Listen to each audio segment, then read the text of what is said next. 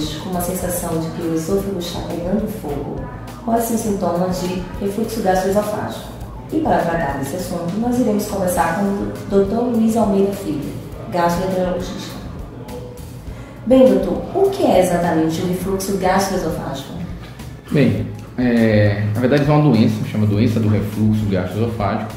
Nada mais é que retorno do conteúdo produzido no estômago ou no duodeno, que é o início do intestino, para o esôfago e órgãos adjacentes, levando uma série de sinais e sintomas que a gente pode conversar um pouco sobre isso. Em uma situação de refluxo, o suco gástrico pode causar problemas sérios em outros órgãos?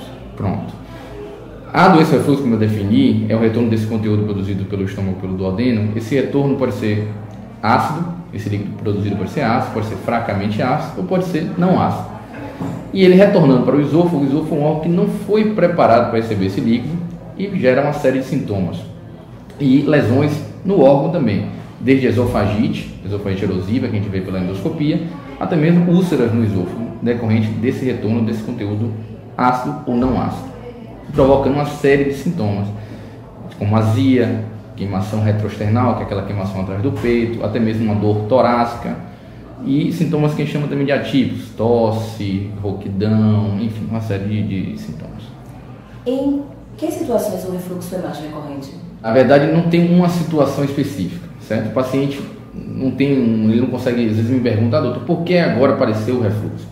Na verdade, é um conjunto de fatores, entre eles, ansiedade e estresse, que hoje em dia é muito comum na sociedade, alimentação inadequada, hoje em dia fast food, alimentação, o paciente geralmente comendo correndo, sem aquela dieta adequada, junto com a obesidade que vem crescendo cada vez mais, e acaba um dia começando a sentir com uma certa frequência que o sintoma mais comum é a queimação atrás do peito, que chama de pirose, é o termo técnico. Então a partir daí é que a gente começa a investigar se ele tem ou não doença do refluxo mesmo. A obesidade, então, seria um fator de risco? Sim, já bem provado nos estudos científicos que a obesidade é um fator de risco importante para a doença do refluxo. Que significa o quê? Pacientes obesos têm mais doença do refluxo que os pacientes não obesos. E, consequentemente, também foi provado que os pacientes obesos têm complicações da doença do refluxo mais do que os pacientes não obesos. Por exemplo, hérnia de hiato, um esôfago de Barrett, que é uma complicação do refluxo, e até mesmo um adenocarcinoma de esôfago, que é o câncer de esôfago. Então, obesos têm esse risco aumentado. Existem alimentos que favorecem o aparecimento do refluxo? Com certeza, né? Então, determinados alimentos que...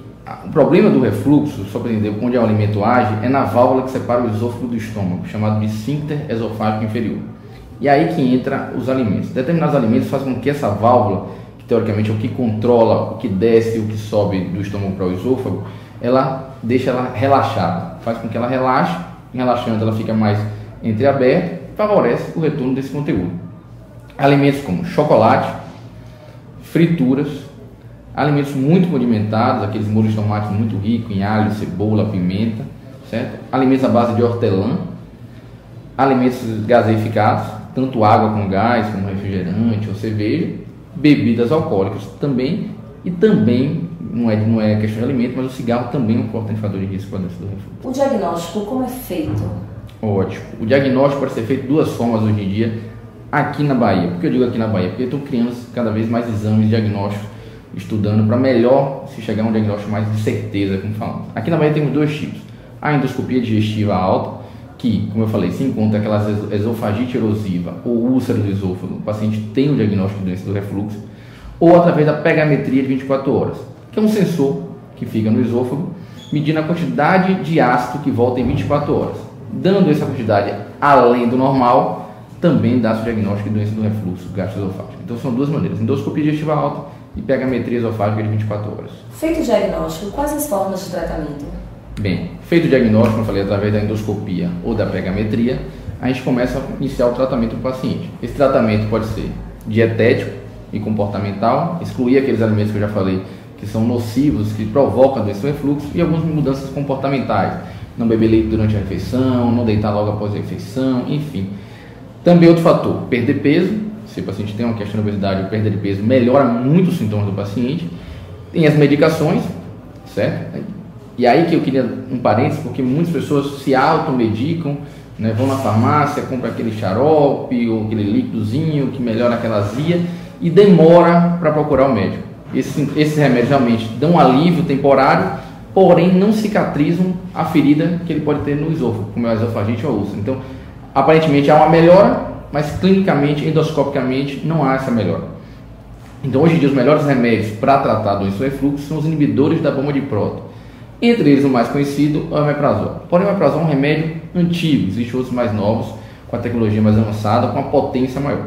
E em casos mais raros, dependendo da gravidade do paciente, das complicações que ele pode ter decorrente da doença do refluxo, existe a cirurgia anti-refluxo.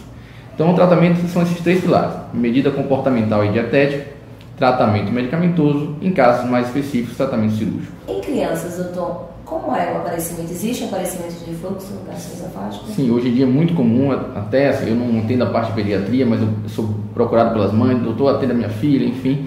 Existem 2 tipos de refluxo: no recém-nascido, que é um refluxo fisiológico, que muitas crianças vão ter, bebês vão ter, isso faz parte do bebê, todo bebê vai ter um pouco de refluxo gastroesofágico fisiológico. E tem um refluxo depois, que não tem relação com esse, que o paciente ou a criança pode adquirir, da mesma maneira que o adulto pode adquirir.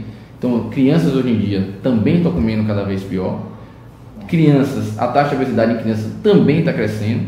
O estresse, a cobrança nas crianças também está crescendo. Consequentemente, como esses fatores são primordiais para a existência da doença do refluxo, em crianças cada dia mais surge o aparecimento da doença do refluxo. E o diagnóstico também é feito da mesma maneira, ou endoscopia, ou pegametria, respeitando que em criança, dependendo do peso ou não, essa endoscopia tem que ser feita com auxílio de um anestesista, por ser uma situação mais específica. Mas o diagnóstico, o tratamento, geralmente é o mesmo. Então, para finalizar, gostaria que o senhor deixasse uma última orientação aqui para os nossos internautas.